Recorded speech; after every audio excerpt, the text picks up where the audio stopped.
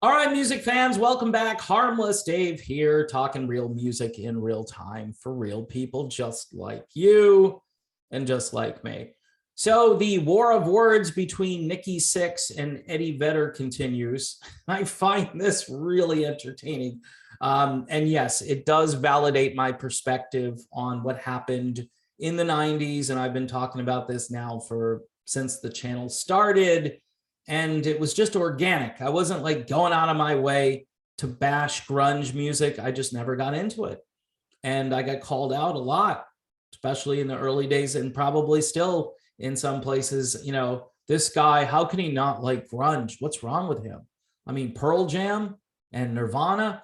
Look, September of 1991 for me is when the music died. That's when they dropped Nevermind by Nirvana. And they say in certain articles that tastes began to change.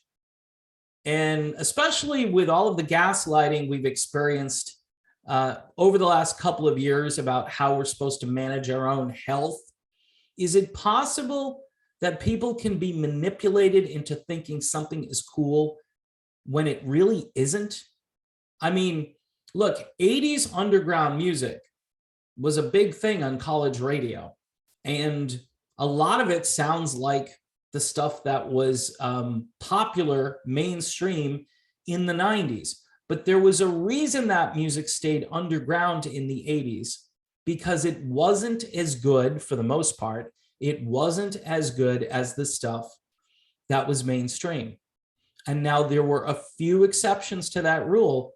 But what was cool about the 80s is all of this music, whether you think it's cheesy or not, whether it's pop, new wave, funky stuff, jazzy oriented stuff, heavy metal, whatever it was in the 80s, it was allowed to coexist with everything else. When Pearl Jam and Nirvana came along, they essentially shut down everything else.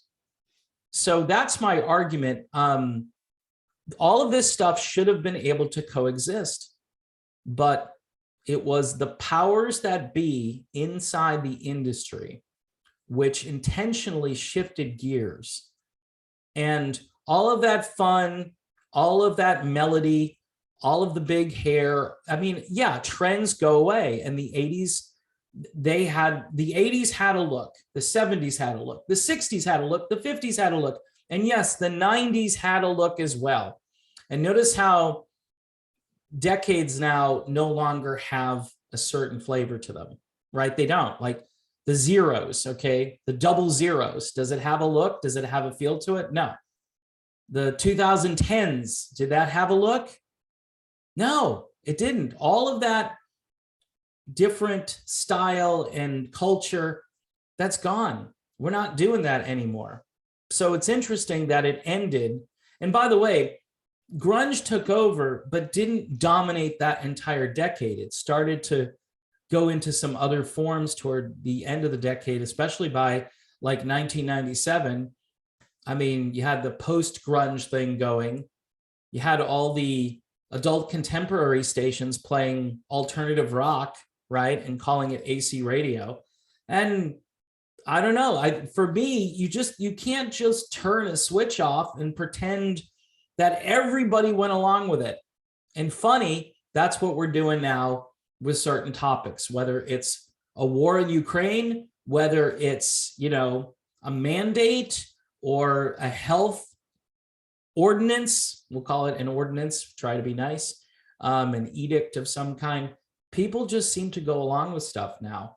And I don't know. I know this is maybe a little hyperbole or just going off on a tangent, but I think this argument between Nikki Sixx and Eddie Vedder, and it's mostly Nikki Sixx now because he's out there saying things like Pearl Jam and all these bands, they had singers that sung like they had marbles in their mouth. Do you remember the Weird Al parody video? Do you remember that?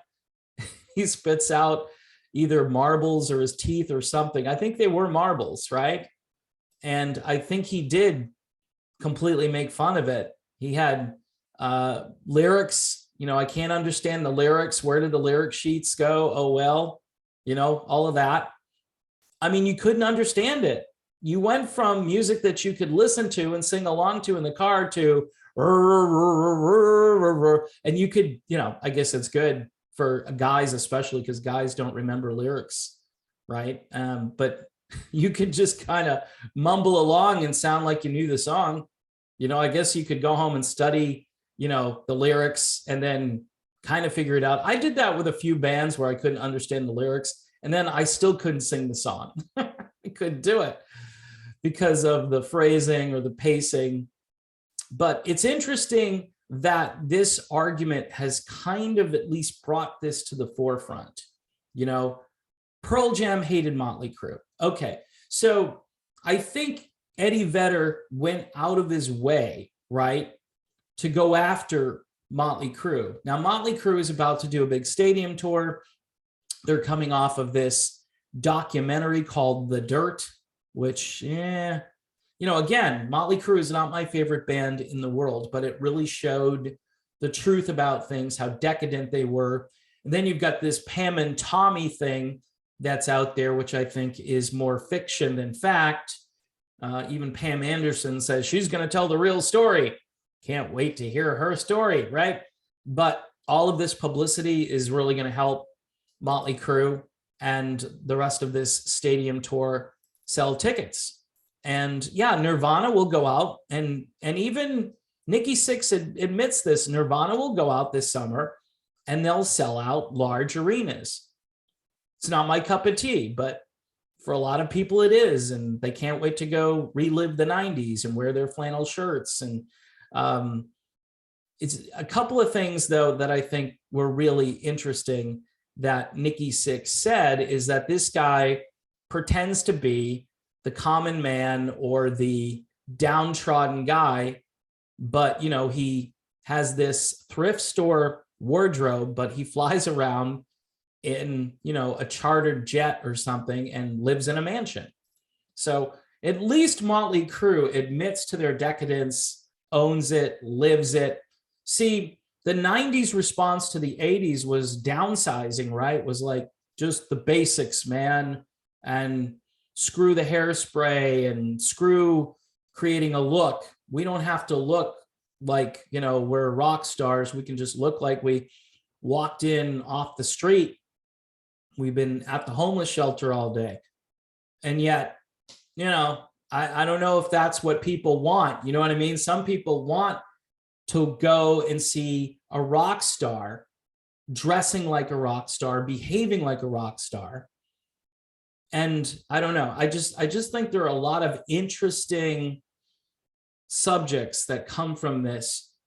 But the overarching message for me is that my narrative has some merit, that things changed in the 90s. I even heard, I think, Rick Beato the other day talking about how will music ever recover, and rock music specifically. And he had a thumbnail picture of Kurt Cobain. And I think that was there for a reason. I think people understand that something radical happened. Like I said, blues rock was on the ascendancy toward the end of the 80s. I'm not saying it would have displaced what was happening, with the hair metal and the melodic rock stuff. I think they could have coexisted. But you could turn on a radio station and hear a few different styles on the radio. And now it's like one crappy style after another, pretty much, or basically, slight variations of the same sound. And we've been hearing this for 30 years. And so what's happened? Rap, pop, and hip hop are way more popular. For me, it's a non-starter, but for many people who are listening, keep in mind, rap, pop, and hip hop are somewhat more, depending on what style it is, somewhat more fun to listen to for some people. All right. I don't understand any of it. I'm musically displaced by 2022. And so I just go to various record labels that I know are going to be churning out rock and roll or rock oriented albums. And that's the world I live in. But in today's world, on the radio, other than, all the classic radio stations, your choices just really suck. They just, I mean, it's just music has changed so much, and it's not just me getting to be, a geezer, right? It's there's no denying that something happened, and it happened in the early 1990s. And this argument between Nikki Sixx and Eddie Vedder is case in point. Yeah, okay, you like grunge, go see, Pearl Jam. I mean, there are only a handful of bands, by the way, from that era that can go out and really sell out big stadiums. Whereas there are dinosaur bands that are roaming the earth still from the 70s, 80s, maybe even a couple from the 60s, I'm not sure. But there are a few bands out there from way long ago who can still fill up a pretty large building. I mean, look at what Journey does. I mean, every single time. And people, I know they're kind of addicted to that one song, but there is a market for this. Obviously, the health crisis, quote unquote, I think put a damper on the resurgence of rock music, because once that stadium tour gets off the ground, and again, you've got Def Leppard, Poison, right? There's two more bands that people want to hear. Joan Jett, okay?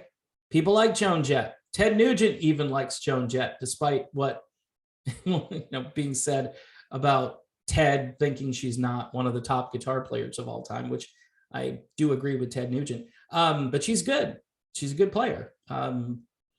Ted is a better player. Just it's pretty easy there. Anyway, folks, that's my video on this topic. I do think there's way more to talk about here, but I wanted to focus on the fact that it appears that Nikki Sixx really doesn't care what Eddie Vedder says about him. And I think, honestly, the publicity generated by this argument will help both bands when they go out on tour this summer. And hence, like I always say, negative publicity is good publicity for the most part. And Motley Crue, they've had their share of really bad publicity over the years. So they're no stranger to this, and they tend to use it and kind of slingshot, boomerang from it. And they'll probably sell even more tickets because of it.